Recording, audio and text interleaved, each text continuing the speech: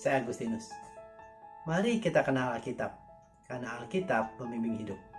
Dalam Alkitab, banyak tokoh yang mempunyai kelebihan dan kekurangannya masing-masing. Karakter-karakter mereka memperkaya Alkitab. Kita bisa belajar banyak dari karakter tokoh-tokoh Alkitab ini. Pada kesempatan kali ini, kita akan membahas Nabi Yesaya, salah satu nabi besar dari Perjanjian Lama. Kitab Nabi Yesaya terdiri dari 66 kitab. Dan di dalam kitab Nabi Yesaya ini, banyak sekali nubuatan, yaitu perkataan dari Allah tentang kebenaran di masa depan, tentang kelahiran, penderitaan, kematian, dan kebangkitan dari Tuhan kita Yesus Kristus. Juga nubuatan tentang datangannya kembali. Hal ini menjadi dasar atau bukti bahwa Tuhan Yesus Kristus adalah sungguh juru selamat yang dijanjikan. Yesaya atau Isaiah dalam bahasa Inggris menjadi nabi pada masa pemerintahan 4 raja di kerajaan Yehuda, yaitu Raja Uzia, Raja Yotam, Raja Ahaz, dan Raja Hizkia. Kemungkinan Yesaya menjadi nabi selama 53 tahun. Menurut tradisi Yahudi, Yesaya mati sebagai martir, dibunuh oleh Raja Manasye, yaitu putra dari Hizkia yang jahat. Arti dari nama Yesaya atau Yeshahu dalam bahasa Yahudi adalah keselamatan dari Tuhan atau Tuhan adalah keselamatan. Yang maksud di sini adalah Tuhan kita Yesus Kristus, satu-satunya Sang Juru Selamat. Kita harus mengakui bahwa karya keselamatan oleh Allah melalui Tuhan Yesus Kristus ada sesuatu yang serius, bahkan sudah direncanakan dengan matang sejak pertama kali manusia jatuh dalam dosa. Tertulis dalam kitab Kejadian 3 ayat 15. Aku akan mengadakan permusuhan antara engkau dengan perempuan ini, antara keturunanmu dan keturunannya. Keturunannya akan meremukkan kepalamu, dan engkau akan meremukkan tumitnya. Banyak sekali nubuatan yang dituliskan oleh Nabi Yesaya tentang Tuhan Yesus Kristus, sekitar 600 tahun sebelum kelahiran Tuhan Yesus Kristus di dunia. Saya mencantumkan beberapa ayat di sini dari nubuatan itu dan pemenuhannya di dalam Perjanjian Baru. Yang pertama, kelahiran dari seorang perawan dapat kita baca di Yesaya 7 ayat 14. Sebab itu Tuhan sendirilah yang akan memberikan kepadamu suatu pertanda. Sesungguhnya seorang perempuan muda akan mengandung dan akan melahirkan seorang anak laki-laki, dan ia akan menamakan dia Immanuel. Pemenuhan nubuatan ini dapat kita baca dari Lukas 1 ayat 26-31 berikut ini. Dalam bulan yang ke-6, Allah menyuruh malaikat Gabriel pergi ke sebuah kota di Galilea bernama Nazaret, kepada seorang perawan yang bertunangan dengan seorang bernama Yusuf dari keluarga Daud. Nama perawan itu Maria. Ketika malaikat itu masuk ke rumah Maria, ia berkata, "Salam, hai engkau yang dikaruniai, Tuhan menyertai engkau." Maria terkejut mendengar perkataan itu, lalu bertanya di dalam hatinya, "Apakah arti salam itu?" Kata malaikat itu kepadanya, "Jangan takut, hai Maria, sebab engkau beroleh kasih karunia di hadapan Allah. Sesungguhnya engkau akan mengandung dan akan melahirkan seorang anak laki-laki, dan hendaklah engkau menamai dia Yesus." Nubuatan kedua, persembahan bagi sang raja, dapat kita baca di Yesaya 60 ayat 6. "Sejumlah besar unta akan menutupi daerahmu, unta-unta muda dari Midian dan Eva. Mereka semua akan datang dari Sheba, akan membawa emas dan kemenyan, serta memberitakan perbuatan masyhur Tuhan." Pemenuhannya terjadi saat zaman Raja Herodes, di mana orang-orang Majus dari timur datang ke Yerusalem untuk menyembah Tuhan Yesus. Dapat kita baca di Matius 2 ayat 11. Maka masuklah mereka ke dalam rumah itu dan melihat anak itu bersama Maria ibunya, lalu sujud menyembah dia.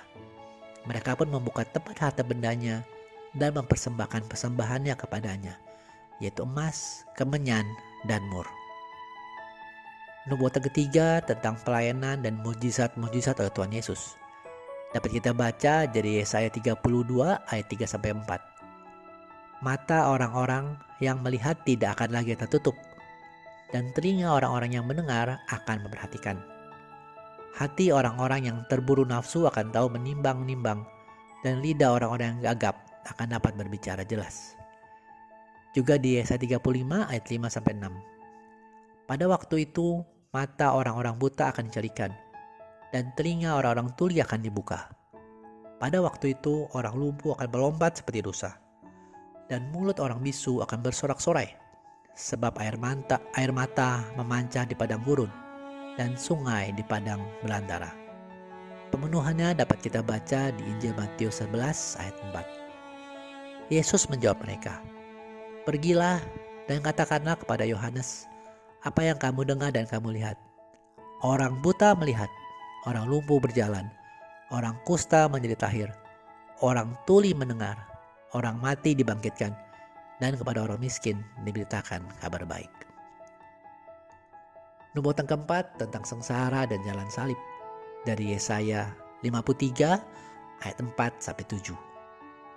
Tetapi sesungguhnya penyakit kitalah yang tanggungnya, dan kesengsaraan kita yang dipikulnya. Padahal kita mengira ia kena tulah, dipukul dan ditindas Allah. Tetapi ia tertikam oleh karena pemberontakan kita. Dia diremukkan oleh karena kejahatan kita. Ganjaran yang mendatangkan keselamatan bagi kita ditimpakan kepadanya, dan oleh bilu-bilunya kita menjadi sembuh.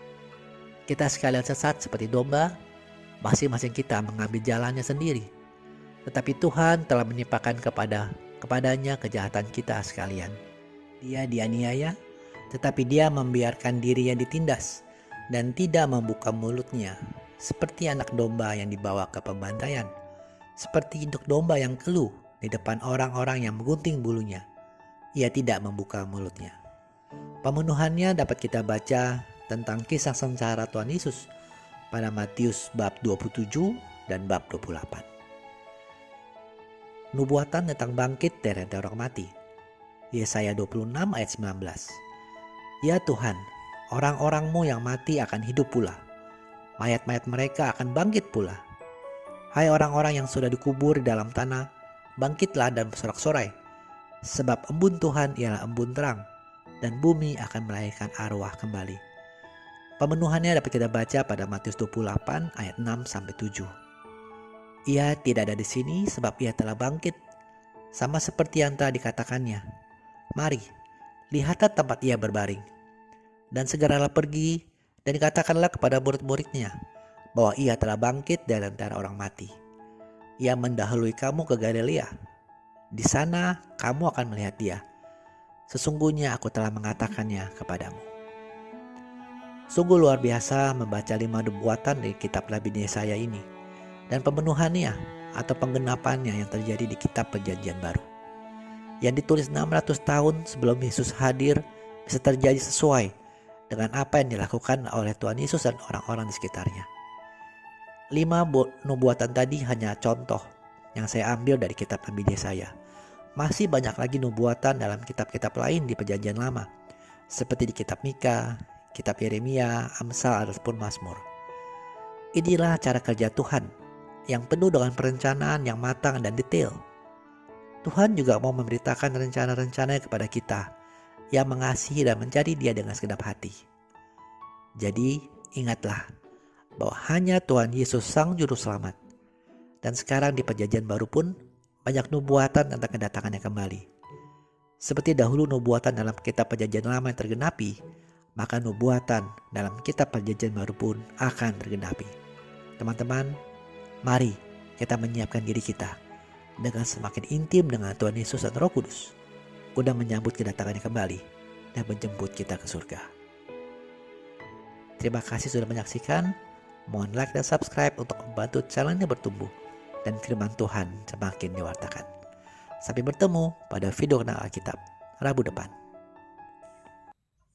Kasih karunia Tuhan Yesus Kristus menyertai Anda sekalian. Amin.